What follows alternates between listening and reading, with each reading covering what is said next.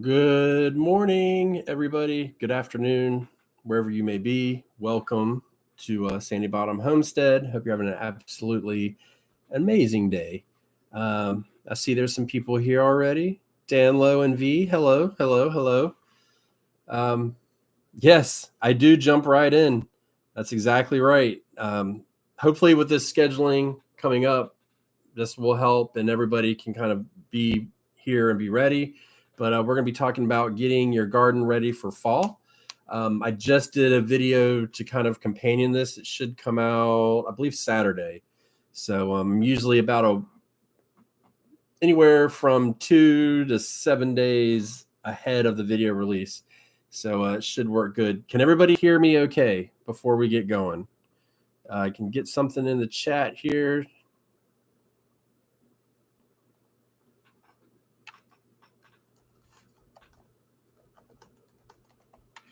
Okay, good deal. All right, so fall. What do we do for fall? What's up, Crockett? Getting ready for fall is, and especially this time of year, I mean, here in coastal North Carolina today, it's like 92 degrees, I think. It's hot. So it's not the most pleasant to be out working in the garden for sure. And I'm sure a lot of people are the same way. Hey, don't mind me. So it's just one of those things, but you got to get out there and you got to do the work. And so the first thing is we're going to pull everything out of that garden bed. I do it a little bit early. It does hurt my feelings to watch an empty bed sit there. If you have plenty of time at this time in the year, if you're like, I'd say along the Gulf Coast, Texas, Florida, even like the southern part of Georgia, you can still put in like a cover crop. And that's the best plan, in my opinion. This is just my opinion. But yeah, you can definitely put in like a cover crop or something to get it going and let that grow out. That'll feed your soil and stuff like that. The beautiful thing about the cover crops and preparing for fall, you don't have to let them sit there for a long time. You're keeping the soil active. Usually we chop and drop. So we're adding green manure back and stuff like that. So that's a good option. But let's say at this point in the year, most of us, I know we've got Washington State.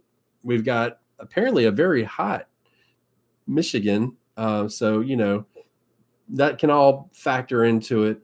But at this point, you're going to clear your bed out. Okay. I like to start with an empty slate from minute one. My tomatoes are done. My corn's going to be coming out soon, hopefully. And then, I pulled out my potatoes and we've got the cover crop there. The squash was done. That bed sat empty for probably about a month. But, my tomato bed, which you'll see in the Saturday video, if you choose so to watch it, it's only going to be empty for a couple weeks. But we emptied it out and I got in there and you give it a good weeding. There's in this community, there's a bunch of unsexy topics in the gardening space. One of them is sunlight. One of them is weeds. And I don't know what the other ones are, but if they come to me, I'll mention them. But those two really factor in here. And so this time of year, it's really all about getting ahead of the weeds for next year, right? So what I do is I try to get in and I weed eat in between my beds. I was actually looking at it for this year. I think I'm going to try and get myself like a little electric mower to kind of push in there. I think I'll be able to stay on top of it a lot better. But the thing is as those weeds grow, they release seeds and then they're going to come into your garden. So that's the first step, pulling all the weeds, or the second step, pulling all the weeds out, getting it all cleared around your garden and stuff like that. So you can kind of have a fresh start, because once we get going, you don't want to be planting and weeding at the same time. So when we get the plants in the ground, we don't want them to be struggling with all of this stuff. We don't want the plants to be struggling with the heat. We don't want the plants to be struggling with the dryness that comes with the heat. Lack of nutrition, maybe because your fertilizer hasn't kicked in. Less days of sunlight, so then you get shading with other, crops and stuff like that, and the weeds. The weeds will outcompete them. They're voracious, so they will take the food, take the water from the plants. So we want to eliminate all that. We want to give it a nice, good space for the beds to go. So at this point, what we're going to do is we've weeded, we've cleared it, and then I like to come back and then I turn my irrigation on for a little bit and just really make sure that everything is going. If I've chopped plants out and I've left the roots in the ground, at this point, it's going to give it time to kind of make the roots will die off, and then they can start to rot back and then start to feed that soil as well. So we want to really try and kick that into high gear. And if you're into container gardening, all of this stuff goes in the same thing, Crockett. It all factors in. It's just on a different scale, right? So I often say on the podcast that it's like gardening is the same as farming, just on a micro scale. And then if you take that and then put it in a container garden, it's on a microscopic scale. So it's just about the same thing. And we can get into some other things you do. Now, at this point, what we need to think about is, what are we going to plant? We're not really what, but how are we going to plant? So we're focusing on fall here. So we're not really talking about tomatoes necessarily. We're sticking to mostly like cool season crops. So the question is, are we going to run for, is it going to be direct sowed? Are we putting transplants in? What are we doing? Because that's going to make a big difference as well. If you're just putting transplants in, then you can go ahead and mulch. That's a thing you can do. This time of year, probably don't have a lot of leaves laying around. So you could put like straw in. You could put straw in. I can't think of anything else off the top of my head. I'm not a fan of wood chips, so I don't really recommend those. But that is something that we can do as well.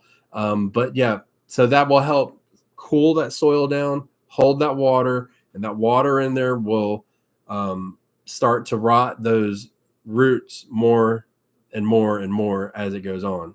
So you can see we're kind of building everything up. And then we got to start amending. So does anybody in here do any amending at all? And if so, what do you do? I put a question and answer thing up here about what have you done for your garden to get ready for fall. So if you guys want to answer that, go for it. And that will kind of help drive this conversation a little bit. And if you have questions, by all means, just jump in and for this part of it. And then after we're done here, we can get into other kinds of questions and stuff like that. So yeah, adding compost is another thing. Compost is a weird thing. It's like, it's an additive, it's an amendment. Some people use it as a mulch. So across the board, it's always a good thing to use. Compost is, and making your own compost is really easy. We'll probably end up doing a live one of these days. I'm sure somebody or you guys will want to pick that. So, we'll do that. Yeah. And then we start adding fertilizers, right? So why do we add fertilizers now? There's nothing planted. Well, the plant has used everything, not everything, but the majority of it out. And so there's, nitrogen is water soluble, meaning it'll wash out of your garden. So we'll do that. We put that in there. You should always be adding nitrogen to your garden to some extent for most crops. Some stuff doesn't need it, but that will help. You also want to put like a well-balanced fertilizer in. And so I understand if you're new to gardening or you haven't fertilized, it can be very overwhelming to think about. And so the one thing I like to say is just go straight into it and put a well-balanced fertilizer in and call it good. Doesn't matter. You don't have to get crazy. You don't have to make blends and do a little bit of this and a little bit of that. You'll figure that out in time. But for your first year, 2, even 3, just use a well-balanced fertilizer, which means the numbers are equal, or close to equal. So you could have like a 10-10-10, an 8-10-8, something like that.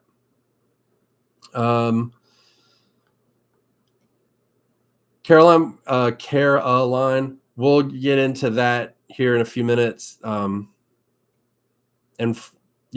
we'll get into the planting of fall crops in hurricane season here in a minute. And so we'll start doing that. Now, what I like to put in is I like to go to Tractor Supply, and you'll see this in the Saturday video, alfalfa pellets. I'll put those in. It's just alfalfa. It's a horse feed. But as it breaks down, it slowly adds nitrogen. It's not really a fertilizer. It's an amendment. And there's a difference between amendments and fertilizer. So amendments will slowly build your soil up. So compost, anything that kind of breaks down, you can consider, and this is just my definition. I don't know what the book says, but I have to separate it in my head because I get confused when I read stuff or hear people talk. So over time, I've kind of developed, I don't know if it's the actual lingo or not, but it's what I've developed. The amendments, you just kind of adding, and I call them insurance policies. So they'll be there no matter what. Fertilizers are directed feeding, synthetic, organic. Synthetic, as soon as it hits the plant, it feeds. The danger of it is it will burn your plants if you overdo it. Right now, it's not really a good thing to add if you're not having any plants in, because there's nothing to use up that fertilizer.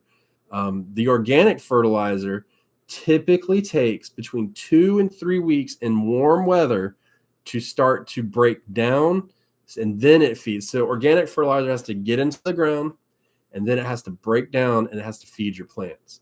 And so it's just one of those things. It's a lot safer as far as like burning your plants. It's a lot more difficult to burn your plants, which burning means like over fertilizing. But at the same time, you have to be careful because you can over fertilize your soil. So think about that when you start doing this. I would not be putting synthetic fertilizers in right now. That's for when your plants are in the ground. The organic fertilizer, what it does is it kind of amends the soil as well. So it's a little bit of a combo. So we'll do that as well. And then we just put that in there and we let it sit, and we just keep water to it, keep it weeded. And then you mulch it real good, and it'll just help with all of that. Unless you're direct sowing, then I don't pre-mulch, because that can make a nightmare for getting a seed in the ground. So Caroline asked, how soon do you start planting out fall crops with the hurricane season coming in hot? And when I mean hot, I mean next week we could have a hurricane. Models are all over the place. One model says nothing. One model says maybe the Gulf of Mexico, and then another model says it's going to go up the East Coast. Doesn't look like it's going to make landfall, but still causes a headache. And the only thing I can tell you is you just got to plan as if there wasn't going to be a hurricane. And then you got to be flexible. Same with severe weather. Anywhere you go, you just got to plan for it and then move on. It's just one of those things. If I started cabbages, had cabbages started that needed to go out and be planted, let's just say next week, that was my target, and a hurricane came, I would just wait till after the hurricane. And it just kind of works out that way. So that's life. You know what I mean? At least we know they're coming than versus hundreds of years ago when they didn't have a clue. All of a sudden they like woke up and was like, oh, it's 100-mile-an-hour winds. We're all going to die. So Cynthia's taken out all of her old crops. She's right on there and starting seeds. And that's the idea of it is you need to have a schedule, between, I just finished recording a podcast. I've been talking for an hour and now I'm doing this and my throat's dry. Excuse me. But we need to have a good plan. And you're going to hear me talking about plans a lot more this year. Really going to be talking about it a lot because it's the single most thing that will change the way you garden in any season is having a good plan. And that doesn't mean making a plan last minute. That means having a plan in advance. But knowing all of these techniques will kind of feed it all together. So, anytime somebody's doing something and, you know what you want to grow, right? If you listen to any of our platforms, we've been talking a lot about fall gardening. And the reason is we want people to try to grow in the fall. And there's a lot of people who are they're not ready to do it. And we get it. It's different and it is difficult at first. And it gets easier as time goes on, but you got to be prepared for it. And what I'll say, I see there's people coming in. If you're not ready for a fall garden and you get an empty space in your bed, plant something in there for fall and start seeing how you like it, what goes wrong, what's good, and then what you can do in the future. And it's going to make a big difference. It's a good way to dip your toes in. So just think about that. But as far as anything else to get ready, you want to pull out everything sick. So the worst thing you can do in your garden, and everybody's guilty of it, I am myself, is see a sick plant and leave it there. So we got to get all of those out. And right now is a really good time because we're coming into a really hot part of the year. The pests are really heavy. The weeds are out of control. There's a lot of things that could be suffering. So we want to go through, we want to take as much of that out of the equation as possible. It's going to do a couple things. One, it's going to eliminate everything that is kind of in question. It's going to eliminate disease spreading. It'll help keep the population control down of your pests. And especially if you incorporate that with treating, it's the same way. And then the other thing it's going to do is it's going to open up space so you can start to think and plan, right? If it's dead, you're just going to look at it like it's a space planted if it's in the ground. But once you get it out of there, it's completely natural for us to think about it different. So that's when we start moving that stuff out of there. And you got to get a couple things too. We're going to have to buy a few things. You're either going to have to buy transplants. That's the easy route. Or you're going to have to buy seeds. And it doesn't matter when you can plant fall. You can start seeds all the way up until probably about, and when I say start, I mean direct sow. So let's be clear. All the way up until about maybe a month before your first frost. And then you're kind of running out of time. So you got to think about that. There's quick growing crops, there's slow growing crops, stuff like that. We talk about that on the channel. So, you can cover all of those and do what you want on there. But you can keep it going. And then you got to start thinking about season extension. This is a really, really good time to do that because now you've got your beds emptied and you can start thinking about, hey, I know I'm going to put this in the ground. I know I'm going to put cabbages in the ground. Okay. So cabbages are going in the ground. It's very frost hardy. I may or may not need protection for it. What are my goals? Am I trying to harvest it early? Am I trying to harvest it late? And you can start formulating a plan to build onto that. So you definitely want to do that and see if you can kind of get on the right path. I'm growing a bed of lettuce. It's very frost sensitive. Not very frost sensitive, but it's sensitive.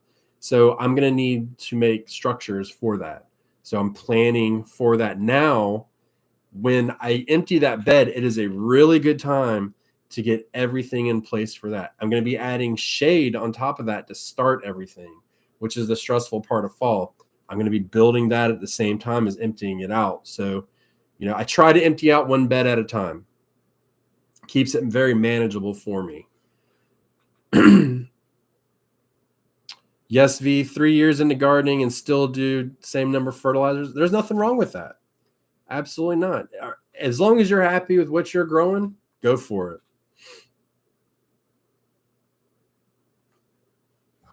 And so fall planting is different everywhere. Okay. There are places in the South, out West, where fall planting means tomatoes. It means potatoes, maybe. It means a bunch of different things. Maybe another round of peppers. it's cooled off enough to plant. Whereas farther up north, fall plants really mean broccoli, cabbages, kale, lettuce, radishes, kohlrabi, turnips, you name it, all the cool season crops. So you got to think about that too.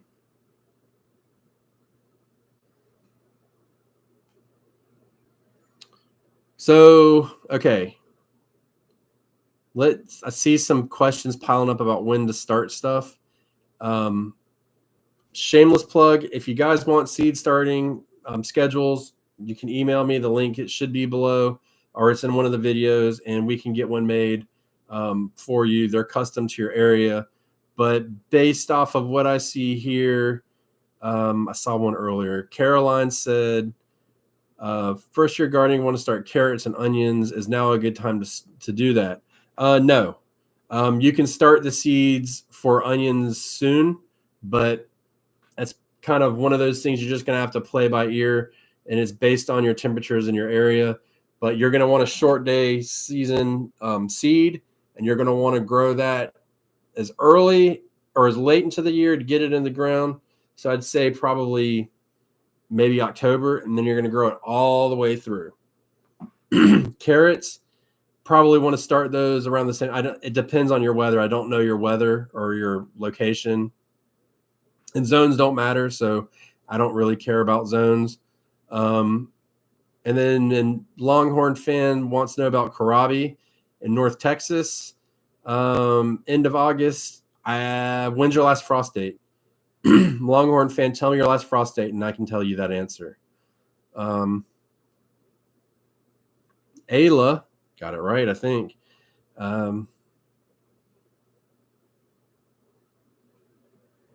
Good. 1 year of peppers, and they haven't gotten real sunlight. That's awesome. And so, like, now is a really good time. So, to be getting containers planted. So I'm going to get into containers here in a second. I'm sorry, I kind of skipped over them. November 21st is your last frost, so I would put that in middle of October. I would seed them, and then just be prepared to cover them if they need to. But that's going to be. I mean, you could even go the beginning of October. You could get them in, but you want them pretty. They don't need to be in too early; it'll just burn up. It's not made for that. So containers. Containers are completely different. I believe it was Crockett. Yep, containers. So they're not completely different, but there's different steps. So you want to add more soil probably. You probably got some compression. You definitely want to put the fertilizer in. You can pre-mulch because usually you don't. It's not uncommon to not direct seed a container. It seems to me, in my experience, like it's more common to put an actual plant. So you could go ahead and pre-mulch it, pre-fertilize it. And then, the one thing is water. It's still hot, right? If you have like I just talked to a guy the other day, we're putting our honey in a local store, and he was showing me his garden. He's got a container garden of 5-gallon buckets, and he built like a rack. I'm gonna try and get over there and get a picture for you guys. And then he put them so they're kind of suspended off the ground.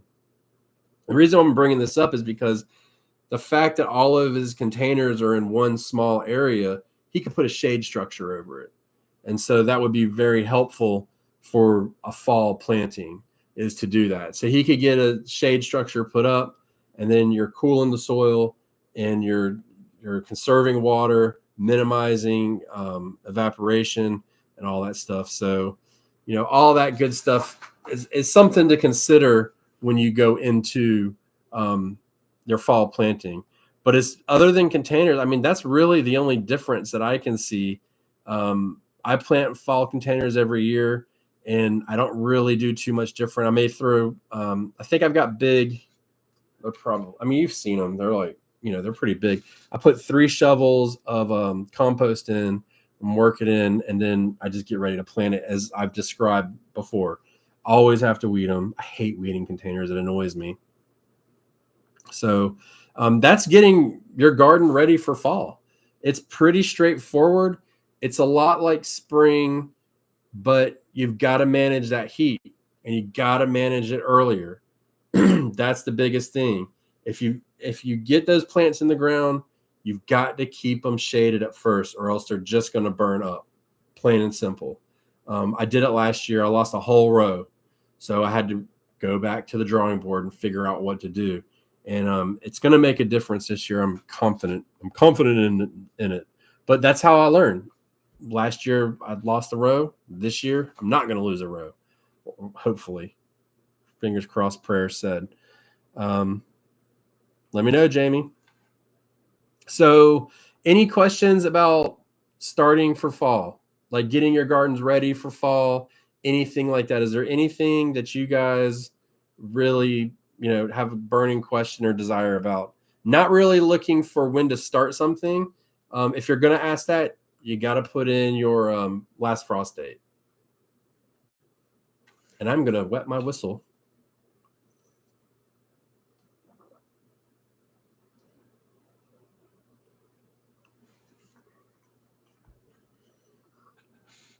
So, have you guys done fall gardens before? Let me ask that too.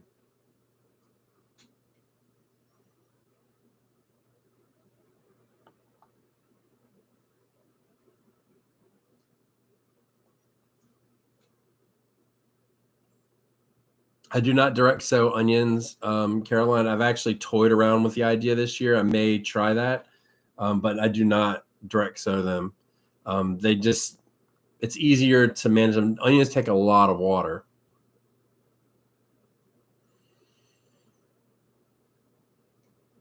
Danlo, broccoli and cauliflower. Yeah, I would definitely grow it in fall. It's a perfect candidate for it. It's the timing that's really important. But I absolutely would. Cauliflower is more frost sensitive than broccoli, so remember that. That's the big difference. Other than that, yeah, I absolutely would. I grow broccoli every fall and every spring. We eat a lot of broccoli, so we grow it as much as we possibly can. And you got to think, if you're getting out of those wild temperature swings, then the bolting will be less as well. And if you're in a more temperate climate, you're getting 25 degrees at night, but you're getting up into, the 40s and 50s during the day, usually the 50s. And you put a low tunnel over it, it'll do really good. Don't mind me. I use soil conditioner in my greenhouse every year simply because I like the